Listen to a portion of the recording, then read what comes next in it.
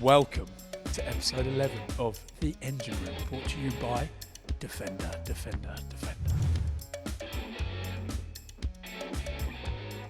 This week, joining us, how exciting, club captain Carl Steyn. Carl Steyn, how are you?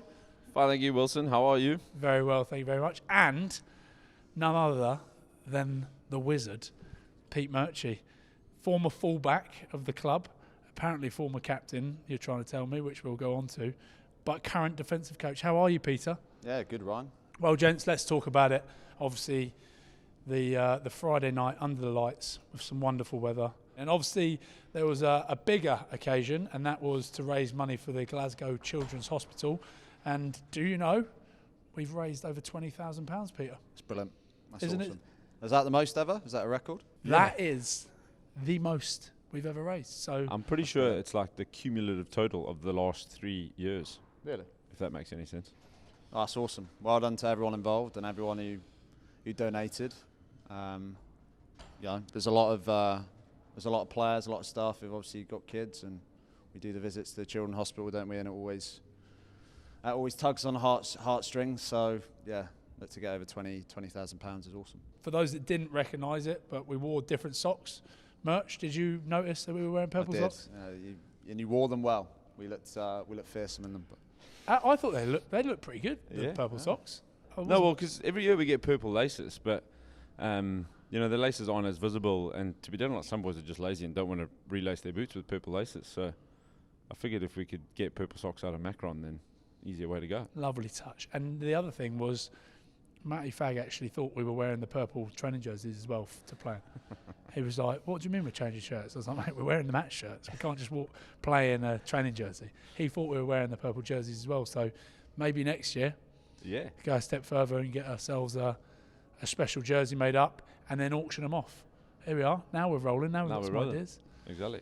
Right, moving on to the next topic. It's all about captaincy. No. Okay, so we'll start with you, Murch. Yep. I forgot that you had been.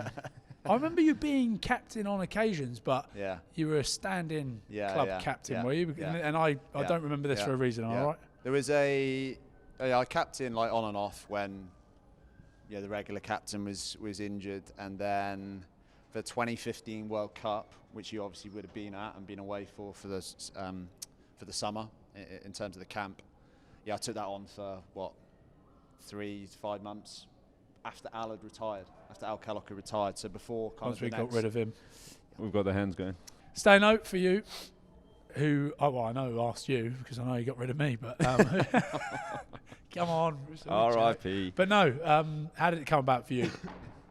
Yeah, I just gotten back from my wedding in between pre-season. We'd finished a unit session. Franco said, "Can we meet in his office quick?" And he got back and he said, "Oh, how was the wedding?" And I don't think he really cared about the answer. He was just trying to make conversation. And then right at the end of it, he said, would you like to be captain? How did you feel? I was a little bit shocked, to be honest, because I didn't expect it to come then. But obviously, it's a massive honour, to follow in someone like your footsteps, Cully's footsteps.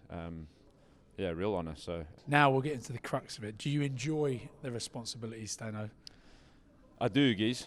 I enjoy it more when you're around. Yeah, I got someone to ask all these questions to, and get a lot of sympathy out of you too, because you kind of know how it weighs on you sometimes. But absolutely, you love captaining it. Running out first at Scotstoun, with all those fans. Just being able to enjoy that privilege is good. Because I always say to him, I found my easiest time when I captained the club was when I got to share the honour with Cully, because you've got someone to bounce stuff off. You've got someone that feels the same pressures. You've got someone that knows what you're going through because they're going through it, so you can do it with someone else. When you're on your own as an individual doing it, sometimes it can be pretty stressful because you take a lot on yourself, don't you? You think that things go wrong at training because of something you've done. It's not the case, but you feel the pressure comes onto you. Aye. Yeah. Did you feel that in your 3 or 4 months stint? I had, so Alan literally just retired, so he was, especially in the first year, he was kind of still around the club. Yeah, lingering. Yeah, that awkward kind of, is he gone, is he not? So I had him to lean on a lot. I definitely agree in what you're saying, especially at the start. You probably, like, if you lose a game, you probably take that a bit harder than you would, like, no one likes losing. But like you say, you probably take things on yourself a little bit more. You know, if you lose, you probably take that a little bit harder initially, especially anyway. I definitely found that, and you learn how to manage that and get better at that side of it, and not kind of, like you say, share the load a little bit, especially if you've got co-captain. I'd imagine that's pretty cool to have. Yeah, and Callie was a good bloke. Are you a leader through words or a leader through actions, would you say? Or a bit of both? I don't feel like that's a question I can answer. I feel like you need the boys to answer that. I suppose you like to think you're a leader of actions first. You know, you don't want to say too much, but yeah, leader through words as well. But if you had to ask me to choose, I'd like to think that I'm a leader through action. Yeah, I think you're a bit of both. Do you think he's a bit of both, much? Yeah, from what you've seen of him. Yeah, I think you're a bit of both. Like, probably feels. It's probably slightly differently captaining from, the outside backs as opposed as captaining in the pack. The amount of times that you can, get into the referee's ear around, whether it's scrums or anything. So I guess that can change it a little bit as well. Whereas I guess that's where, having the likes of you in a pack can really help with that interaction. But, like, I think and understand them. Because that sometimes the ref will come to you and he'll chat to you about, set piece, line out, maul, and he'll say something and I'm like, oh yeah, cool. I'll talk to the boys about that now, and I walk away. I've got no clue what he's on about. That's the tough bit, isn't it? At least you boys didn't have to do it when they brought in this stupid. Remember the captain's challenge? Oh yeah. Sometimes I wish they'd bring that back though. Don't you think? When they're busy TMOing and the ref's like, yeah, just take a step, mate. You just like, careful what you wish for, because you've got people like George Turner. 2 minutes into a game, right? 2 minutes in, going, mate, I've just been high shot by that. And I'm like, George, are you certain? Are you certain? Because if I do this and we lose it, because remember, if you challenged and it wasn't right, you lost it. We used it really early in one game, didn't we? And lost it. I'm pretty sure that was it. And he said, Wills, 100%. So I do it. The Dragons game as well, when me and you had our.